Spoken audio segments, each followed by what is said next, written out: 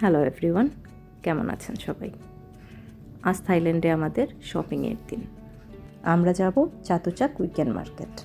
চাতুচাক weekend market মচিত স্টেশনে পড়েছে, তাই আমরা প্রথমে গেলাম মচিত স্টেশনে। সেইখানে ট্রেন থেকে বের হয়ে আপনাকে খুব বেশি কিছু করতে হবে না, জাস্ট ক্রাউডকে ফলো করলেই হবে। এখানে মোটামুটি সবাই চাতুচাক উইকেন্ড মার্কেটের জন্য এসেছে। সো ক্রাউড ফলো করে হাঁটা দিলেই আপনি পৌঁছে যাবেন 2-1 মিনিটের মধ্যেই চাতুচাক উইকেন্ড মার্কেটে। এই উইকেন্ড মার্কেটটি শুধু উইকেন্ডেই বসে এবং সারাদিন ব্যাপী এইখানে অনেক সস্তাতে জিনিসপত্র কেনাবেচা হয়। তো আমরা ওখানে গিয়ে প্রথমে মার্কেটের বাইরেই অনেকগুলো স্টল আছে, সেগুলো এক নজর দেখে নিলাম। এখানে অনেক সস্তাতে ফ্রুটও পাওয়া যায়, কিনতে জুস পাওয়া যায়। তো আমরা এখানে সময় নষ্ট না করে আমরা প্রথমে রাস্তার অপোজিট সাইডে যে মার্কেট আছে সেটাতে ঢুকলাম। ঢোকার পর আমরা আস্তে আস্তে হেঁটে হেঁটে দেখতে লাগলাম। মার্কেটের প্রথম সারিতে রয়েছে অনেকগুলো জুতার দোকান। তো আমরা এখান থেকে কিয়ানের জন্য এক জোড়া ক্রক্স কিনলাম। তো আমাদের পরে বাসা আসার পর মনে হয়েছে এক জোড়া না, আসলে 2-3 জোড়া কিনে নিয়ে আসলে ভালো ছিল। কোয়ালিটি এত ভালো, আর মাত্র 150 বাত করে, এত সুন্দর জুতা। তো যাই হোক, আমরা এখানে অনেকগুলা ফেক শুজের দোকান ছিল, আমরা ওখান থেকে আর কিছু কিনি নাই। আমরা বের হয়ে রাস্তার দুপাশেই তো দোকান, হেঁটে হেঁটে দেখছিলাম। খুব একটা কিছু যে পছন্দ হচ্ছিল এরকম না, সস্তায় আছে। যে এখানে টি শার্ট আছে 100 বাত করে, তারপর ডেকোরেশনের অনেক জিনিসপত্র আছে। আমাদের তারপরও খুব একটা কিছু মনে ধরছিল না, আর অনেক গরম ছিল, তাই আর বাইরে সময় নষ্ট না করে আমরা চাতুচাকেরই একটা মার্কেট আছে মিক্সিড চাতুচাক, ওটা এয়ার কন্ডিশনড, আমরা ওখানে ঢুকে যাই। এখানে অনেকগুলো দোকান ছিল, অনলি 20 বাত করে। তো এখানে যাই কিনবেন আপনি 20 বাত। তো আমরা এখান থেকে অনেকগুলা গিফটের জিনিস কিনি। 20 বাত মানে হচ্ছে বাংলাদেশের 80 টাকা। এখানে মেয়েদের হেয়ার ব্যান্ড, ক্লিপস এগুলো ছিল। তারপর এই দোকান থেকে আমরা 2টা লাগেজ কিনি, একটা বড় আর একটা একদম ছোট কেবিন ক্যারি। লাগেজ কেনায় আমাদের অনেক সুবিধা হয়েছে, আমরা পরবর্তীতে যে শপিংগুলো করেছি সব লাগেজে ঢুকিয়ে নিয়েছি, তাই আমাদের আর ওয়েটের কোনো অসুবিধা হয় না, এগুলো ক্যারি করতে হয় নাই। তারপর এই মার্কেটটা অনেক বড়, প্রায় 7টা ফ্লোর, এক একটা ফ্লোর এক এক ধরনের আইটেমস দিয়ে সাজানো। যেমন এইখানে হচ্ছে সব আপনার ডেকোরেশনের আইটেম। আমরা জাস্ট ঘুরে ঘুরে দেখলাম এগুলা। আমরা প্রত্যেকটা ফ্লোরেই ঘুরে ঘুরে দেখছিলাম, যদিও আসলে এগুলা থেকে আমাদের কেনার মতো কিছু নাই, তারপরও মজাই লাগছিল এগুলা ঘুরে ঘুরে দেখতে। ঘর সাজানোর এখানে অনেক ধরনের জিনিসপত্র আছে, ফেক ফ্লাওয়ার দিয়ে করা, কিন্তু দেখে অরিজিনালি মনে হয়। কিন্তু এগুলা মোটেও সস্তা নয়, এগুলা অনেক এক্সপেন্সিভ। ছোট ছোট জিনিস 800-900 টাকা এর উপরে তো আছেই। তারপর এখানে অনেকগুলা গেমিং জোন আছে, কিয়ান তো এগুলা থেকে বের হয়েই আসতে চাচ্ছিল না। প্রত্যেকটা ফ্লোরে এই ধরনের একটা গেমিংয়ের ব্যবস্থা ওরা করে রেখেছে। তো ওদের 6th কি 7th ফ্লোর সম্ভবত হচ্ছে ফুড কোর্ট। আমরা ওখানে দুপুরে লাঞ্চের জন্য গেলাম। অনেক অপশন, কিন্তু ওই যে একটাই সমস্যা, হালাল অপশন খুঁজে পাওয়া যায় না। আমরা একটি হালাল দোকান খুঁজে বের করলাম, সেখান থেকে আমি ম্যাঙ্গো স্টিকি রাইস অর্ডার দিলাম, আর জাহরানের বাবা অর্ডার দিলেন একটা প্রন ফ্রাইড রাইস। জাহরান একটা বিরিয়ানি অর্ডার দিয়েছিল, ওদের বিরিয়ানিটা একটু ডিফারেন্ট হয়, তো টেস্ট বেশ ভালোই ছিল, টেস্ট খারাপ ছিল না। লাঞ্চ করে আমরা আমাদের হোটেলে ফিরে আসি। তারপর গোসল টোসল করে বিকালে আমরা আইকনসিয়াম দেখার জন্য বের হই। স্টেশনে সুপার রিচ আছে, সেইখানে আমি ক্যাশ এক্সচেঞ্জ করে নিই। তারপর আমরা বিটিএস স্টেশন সাম্পান তাস্কিনে যাই, ওইখান থেকে আমাদের ফেরি নিতে হবে। তো এইখানে আমরা ওয়েট করছি কখন আমাদের স্টেশন আসবে, আছে অনেক ভিড়। তো 10 মিনিট ওয়েট করার পর আমাদের ট্রেন চলে আসে। আশোক স্টেশন থেকে সাম্পান তাস্কিন যেতে 10 থেকে 12 মিনিটের মতো লাগে।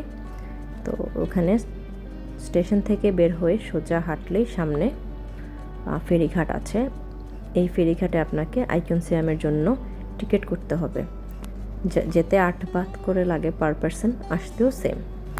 তো এখান থেকে এই যে শাটল বোটে প্রায় 100 খানেক মানুষ জায়গা হয়।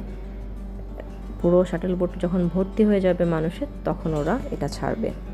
তো এখানে আমরা আরও 10-15 মিনিট বসেছিলাম। সবাই ওঠার পর তারপরে ওরা এই ফেরিটা ছাড়ে। সাম্পান তাসকিন স্টেশনে নেমে আমরা এমআরটি স্টেশনটা চেঞ্জ করে গোল্ডেন এমআরটি লাইনের মাধ্যমে ডাইরেক্ট আইকনসিয়ামে যেতে পারতাম। তো আমরা ওটা করি নাই, কারণ আমরা চেয়েছিলাম যে এই ফেরির অভিজ্ঞতাটাও নিতে। তো যেতে খুব একটা সময় লাগে না ফেরিতে, হার্ডলি 15 মিনিটস কি আরও কম হবে। কিন্তু যাওয়ার সময় এই যে ব্রিজের নিচ দিয়ে যাওয়া, আশেপাশের উঁচু উঁচু বিল্ডিংগুলো দেখা, নদীর দুই পাশে অনেক সুন্দর সুন্দর বিল্ডিং আছে, এগুলো সম্ভবত বেশিরভাগই শপিং মল কিংবা হোটেল।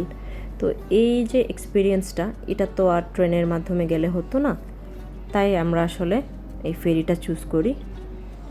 তো এই 15 মিনিটের জার্নি হলেও আমাদের সময়টা খুব ভালো যায়, খুব ভালো লাগছিল দেখতে, আমরা খুব এনজয় করেছি, অনেক বাতাস ছিল। আইকনসিয়াম মূলত একটা ব্র্যান্ডেড মল, এখানে সব কিছুই লাক্সারিয়াস। সো এখানে আসলে আমরা কেনাকাটার জন্য আসি নাই, আমরা এসেছি মলটা দেখে যাওয়ার জন্য। তো এইখানে মলটা এত সুন্দর করে ওরা ডেকোরেট করেছে, ইন্টেরিয়ার এত চমৎকার মলের, যে এগুলাই আসলে একটা দেখার মতো জিনিস। তো আমাদের খুব ভালো লাগছিল, আমরা বাইরে সব কিছু ঘুরে ঘুরে দেখছিলাম। বাইরেই ওরা এত জাঁকজমকভাবে সব কিছু সাজিয়ে রেখেছে যে এইখানেই আপনার অনেক সময় ব্যয় হয়ে যাবে। তারপর আপনি ভেতরে যাবেন, দেখবেন।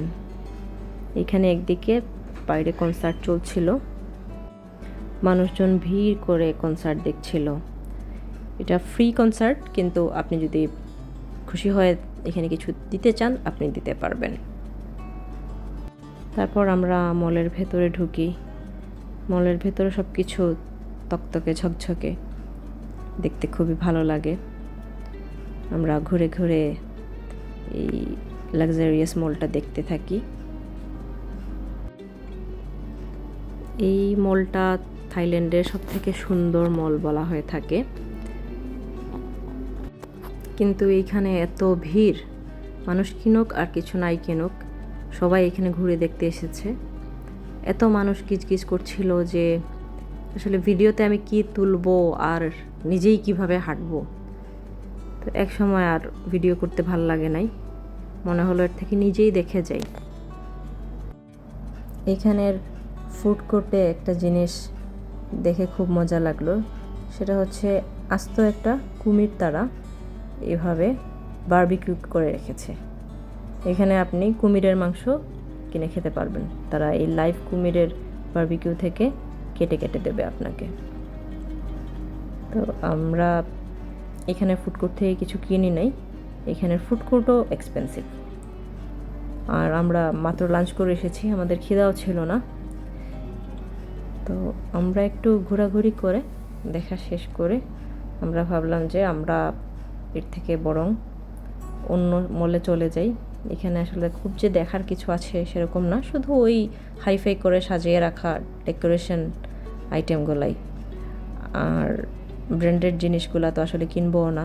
সো ওগুলাতে ঘুরে সময় নষ্ট না করাই ভালো। আমাদের প্ল্যান ছিল এখান থেকে বের হয়ে আমরা এমবিকেতে যাব, ওইখানে আমাদের কিছু কেনাকাটার প্ল্যান আছে। তো এখানে একটা জিনিস খুব লক্ষণীয় যে এই মলগুলা সবসময় ওরা খুব ক্লিন করে রাখে, যে এত এত মানুষ হাঁটাহাঁটি করছে, অনবরত ঢুকছে বের হচ্ছে, কিন্তু আপনি কোথাও কোনো ডার্ট পাবেন না, কোনো গার্বেজ পাবেন না, কিচ্ছু নেই। ওরা খুব সাবধানতার সাথে ওগুলা একদম ইমিডিয়েট ক্লিন করে ফেলে। আর এই মলে যদি আপনি যেতে চান তাহলে অবশ্যই সন্ধ্যার টাইমটা চুজ করবেন, কারণ দিনের বেলা আপনি এই লাইটিংগুলো দেখে এনজয় করতে পারবেন না। সন্ধ্যার দিকে বাইরের যে ডেকোরেশনগুলো আছে সেগুলো সবই আপনার লাইটিং এফেক্টের মাধ্যমে মানুষকে অ্যাট্রাক্ট করে। সো এইখানে আসলে আসলে সন্ধ্যার দিকে আসাই ভালো। আমরা বিকেল 6টার দিকে এসেছিলাম, আমরা 7:30 পর্যন্ত এইখানে ছিলাম। সন্ধ্যা 7টা থেকে এই বাইরের ওয়াটার শোটা চালু হয়ে যায়, তো এটাও দেখতে বেশ ইন্টারেস্টিং। বাচ্চার সাথে থাকলে বাচ্চারা এটা দেখেও বেশ মজা পাবে।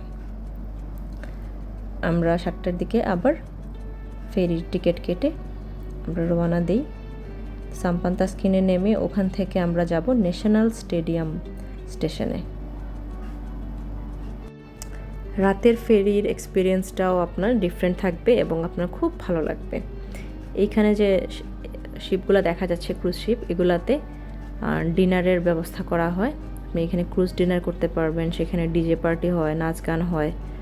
তো এটাও থাইল্যান্ডের one of must do thing, করতে পারেন যারা আসবেন। আমরা আগে করেছি, সো আমাদের এবার আর বাচ্চা কাচ্চা নিয়ে আমরা ওগুলাতে যাই নাই। আমরা এমবিকে মলে এসেছি, আমরা জুতা কিনবো। আমরা আগে থেকেই ঠিক করে রেখেছিলাম আমরা এমবিকে থেকে এবার সবার জন্য জুতা কিনে নিয়ে যাব। এমবিকেতে একটা স্টোর আছে, ওখানে ফ্যাক্টরি মেড জুতা আসে সুপার স্পোর্টস নামে, যেটাতে আপনার সব ব্র্যান্ডের জুতা সেলে পাওয়া যায়। তো অরিজিনাল যে দাম তার 1 ভাগে আপনি এখান থেকে কিনতে পারবেন। তো আমি, জাহরান, মিফতা, আমরা সবাই এই মল থেকে নিজেদের জন্য জুতা কিনে নিলাম। তারপর আর কি, এই তো শেষ।